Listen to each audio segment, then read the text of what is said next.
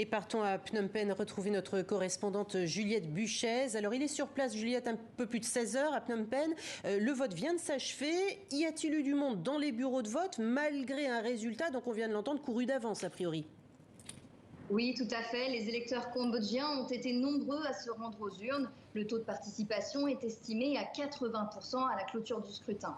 La campagne du parti au pouvoir, le Parti du peuple cambodgien de Hun Sen, a largement visé à dissuader l'abstention. La loi électorale a d'ailleurs été amendée à quelques semaines du scrutin. Elle pénalise désormais les appels au boycott. Des électeurs qui ne soutiennent pas le parti au pouvoir m'avaient confié un sentiment de frustration en amont d'un scrutin sans vrai parti d'opposition. Ils m'expliquaient tout de même aller voter par peur de répercussions. Les 17 autres partis candidats face au PCC de Hun Sen n'ont pas la force de frappe pour rivaliser. Au pouvoir depuis 38 ans, le parti de Hun Sen est sûr de l'emporter.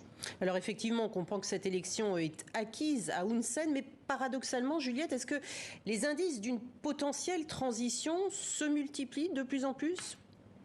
Oui, tout à fait, vous l'avez entendu, celle d'une transition héréditaire. Hun Manet, le fils aîné du Premier ministre, a déjà été désigné fin 2021 comme le futur candidat du parti à la suite de son père, sans échéance annoncée. Hun Manet, vous l'avez entendu, est candidat à la députation pour la première fois dans ce scrutin. Et une fois élu, il pourrait techniquement être nommé Premier ministre. Beaucoup tablent sur une passation en cours de mandat, mais des indices laissent croire à une succession bien plus imminente. Reste à voir si le raz-de-marée du PCC se confirme ce soir, ainsi que cet éventuel chamboulement à la tête du gouvernement.